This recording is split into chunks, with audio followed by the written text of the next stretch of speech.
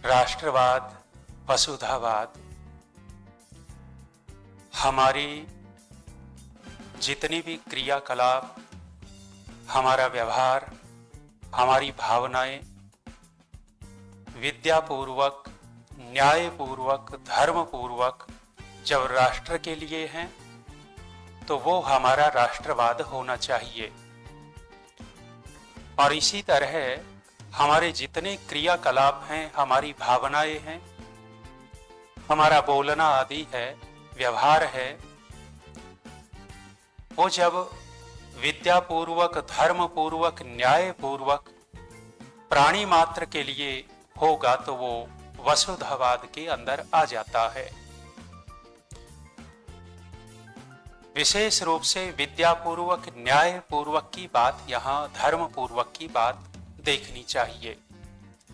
यदि हम इससे हटकर के, विद्या से हटकर, धर्म से हटकर, न्याय से हटकर राष्ट्र के लिए कुछ भी करते हों, वो राष्ट्रवाद नहीं कहलाएगा। और इसी तरह से इन तीनों से हट करके हम कितना भी विश्व के लिए, प्राणी मात्र के लिए कर रहे हों, वो वसुधावाद नहीं होना चाहिए।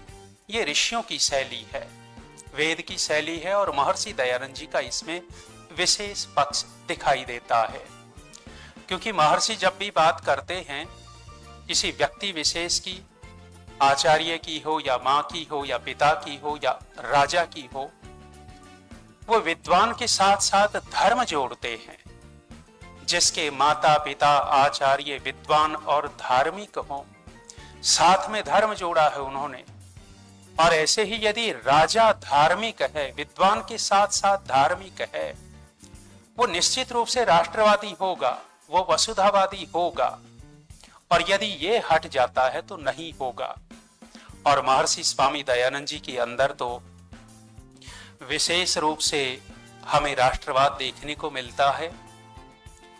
जब 1857 का स्वातंत्र्य संग्राम हुआ और उस समय भारतीयों ने बहुत जोर शोर से अंग्रेजों का विरोध किया, इससे अंग्रेज अत्यंत नाराज हुआ और भारतीयों के ऊपर अत्याचार बहुत किया, भारतीयों का क्रूरतापूर्वक दमन किया। जब यहां से सूचना विक्टोरिया के पास गई और महारानी विक्टोरिया ने देखा कि भारत के लोग अब तुम्हारे चुंगल में नहीं रहना चाहते, उस समय महारानी विक्टोरिया ने पत्र लिखा था भारत की जनता के नाम। और उस समय के जो भी तात्कालिक वायसराय रहे होंगे उन्होंने सुनाया था। और उसमें मुख्य रूप से यही था कि मैं भारत की प्रजा को अपनी संतान के तुल्य मानती हूं, संतान के तुल्य इसकी पालना करूंगी। इसका उत्तर लगभग 2200-2500 वर्षों का इतिहास है शंकराचार्यों का। एक भी शंकराचार्य ने इसका उत्तर नहीं दिया। बड़े बड़े जगत गुरु थे, बड़े बड़े मठाधीश और महामंडलेश्वर थे, एक भी व्यक्ति ने इस बात का उत्तर नहीं दिया।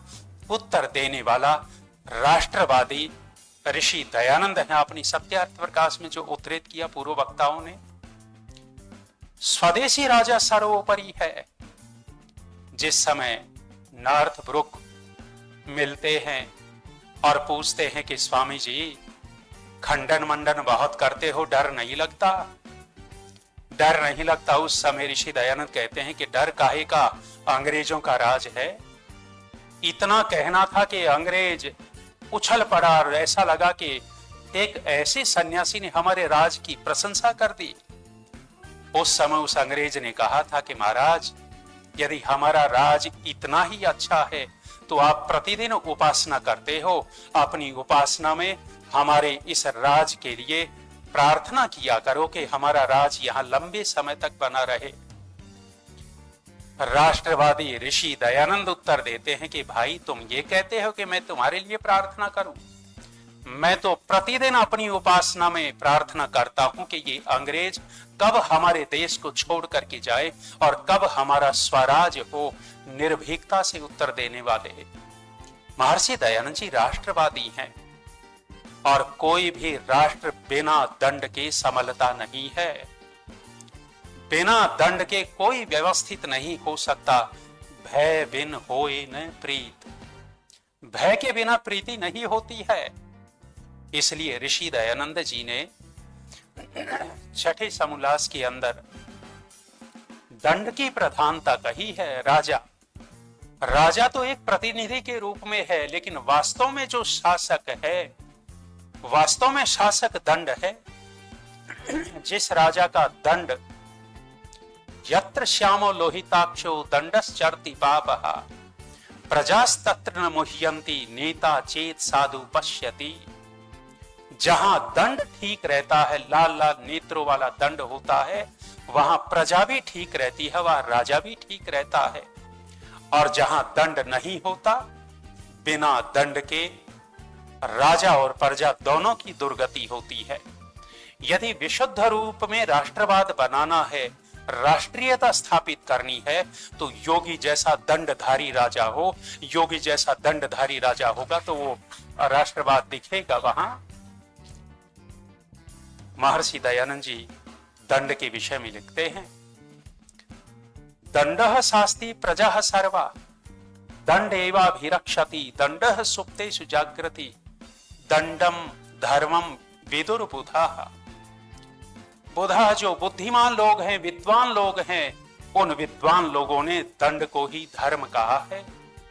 यदि राष्ट्र की पालना करनी है तो दंड रूपी धर्म की स्थापना करनी पड़ेगी, इसके बिना काम नहीं चलेगा।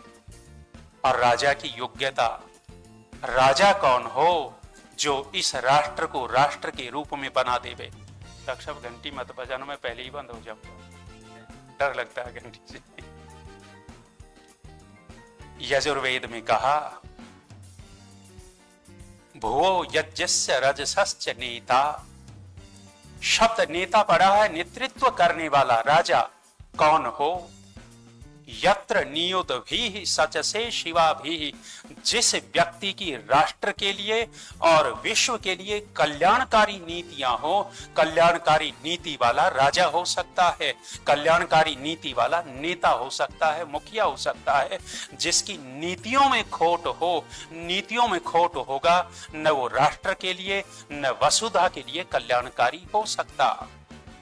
विचार करिएगा, हमारे यहां कैसे कैसे नीति वाले लोग रहे, राष्ट्र के नाश के लिए नीतियां बनाई हैं। एक वो अश्वनी उपाध्याय बार बार संविधान दिखा दिखा करके कहता है कि इतने कानून राष्ट्र के नाश के लिए इसी देश के राजाओं ने, इसी देश के उन प्रधानमंत्रियों ने, इसी देश की सरकारों ने बनाए, उनको कैसे कह सकते हैं।